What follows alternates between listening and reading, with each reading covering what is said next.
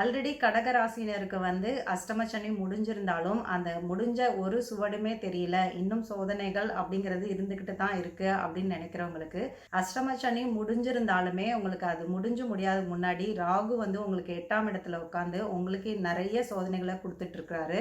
அந்த விஷயங்கள நீங்க கடந்து வந்துட்டு இருக்கீங்க அப்படிங்கிறதுனால தான் உங்களுக்கு இந்த அஷ்டம சனி முடிஞ்சும் ஒரு ரிலீஃப் கூட உங்களுக்கு தெரியல அப்படிங்கிறது நீங்க புரிஞ்சுக்கணும். இந்த வருடத்தோட முதல் 6 மாதங்கள் அப்படின்னு பார்த்தீங்கன்னா, உங்களுக்கு நெறைய பயணம் செய்யக்கூடிய வாய்ப்புகள் அப்படிங்கிறது வர ஆரம்பிக்கும். நெறைய பயணம், பயணம், பயணம் அதுக்கேத்த மாரி நெறைய செலவு, செலவு அப்படிங்கிறது வந்து கன்டினியூஸா போய்க்கிட்டே இருக்கும். ஆனா வந்து இது வந்து ஜூனுக்கு அப்புறம் ஜூன் 2ஆம் தேதிக்கு அப்புறம் வந்து நெறைய ஒரு பெரிய பெனிஃபிட்ஸ குடுக்கக்கூடிய விஷயமா இருக்கும். நெறைய டெவலப்மெண்ட்ஸு, நெறைய மன நிம்மதி, மன அழுத்தம் இவ்வளோ நாள் இருந்த என்ன சோதனை அப்படின்னு மத்தவங்கள்ட்ட சொல்லவே முடியாத அளவுக்கு இருந்த பிரச்சனைகள்லாம் உங்களுக்கு நிவர்த்தி ஆகி ஒரு பெரிய மைண்ட் ரிலாக்சேஷன் உங்களுக்கு கிடைக்க போகுது. இதெல்லாம் எப்பன்னு பார்த்தீங்கன்னா, ஜூனுக்கு அப்புறமா தான் இந்த விஷயங்கள்லாம் நடக்க ஆரம்பிக்கும்.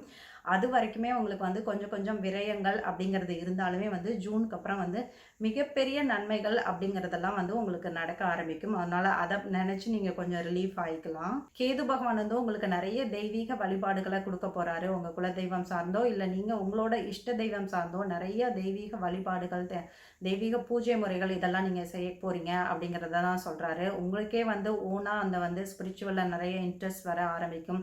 இல்ல நீங்களே வந்து ஒரு இஷ்ட தெய்வத்த நீங்க எடுத்துக்கிட்டு, அந்த முறைப்படி அதுக்கு வந்து தீட்சை வாங்கி அந்த வழிபாட ஸ்டார்ட் பண்றது, இந்த மாரியான ஈடுபாடுகள் வந்து உங்களுக்கு சடனா வர ஆரம்பிக்கும். இந்த விஷயங்கள்லாம் வந்து எப்பயுமே நீங்க எடுத்து செய்றப்ப, கட்டாயமான முறையில உங்க லைஃப்ல வந்து பெரிய அளவு சேஞ்சஸ் அப்படிங்கிறது வந்து வர ஆரம்பிச்சிடும். ஓவராலா பார்த்தீங்கன்னா, இந்த 26ஆம் வருடம் அப்படிங்கிறது வந்து இது நாள் வரைக்கும் கடகராசினர் பட்ட கஷ்டங்கள்லேருந்து பெரிய அளவு ரிலீஃப் குடுக்கக்கூடிய ஒரு ஆண்டா அமையப் போகுது. குரு பகவானும் சரி, சனி பகவானும் சரி, உங்க முயற்சிக்கும், உங்க உழைப்புக்கும் தகுந்த நல்ல பலன்கள உங்களுக்கு குடுக்கறதுக்கு காத்துக்கிட்டு இருக்காங்க. நீங்களுமே உங்க முயற்சிகள அறிவோட சேர்ந்து உங்க முயற்சிகள முன்னெடுத்து வைக்கிறப்ப எல்லா விதமான சக்சஸும் உங்களுக்கு கிடைக்கும்.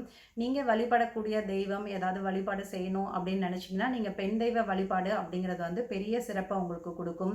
ஏதாவது ஒரு பெண் தெய்வத்த வந்து நீங்க இஷ்ட தெய்வமா வச்சுக்கலாம். அதே மாரி லலிதா சகஸ்ரநாம பாராயணம், இல்ல ஏதாவது ஒரு லக்ஷ்மி தேவிக்கு வந்து நீங்க வந்து குங்கும அர்ச்சனை பண்றது, குறிப்பா பௌர்ணமி நாட்கள்ல பண்றது அப்படிங்கிறது வந்து அரிய நற்பலன்கள உங்களுக்கு குடுக்கும். எந்த ஒரு பௌர்ணமி டேயுமே இந்த கடகராசினர் மிஸ் பண்ணிடாதீங்க. அந்த பௌர்ணமி நாள்ல அந்த மூனோட எனர்ஜிய நீங்க முழுமையா கூடிய விஷயங்கள நீங்க செஞ்சுக்கிட்டு வர வர, உங்களோட உள்மன ஆற்றல் அப்படிங்கிறது வந்து பெரிய அளவுல உங்களுக்கு வந்து அதிகரிச்சு, உங்களுக்கு நெறைய சக்சஸையும், வாழ்க்கையில நெறைய சுபிட்சங்களையும் ஏற்படுத்தி குடுக்கும். ஸோ நீங்களும் இந்த விஷயங்கள ஃபாலோ பண்ணிக்கோங்க. Thank you.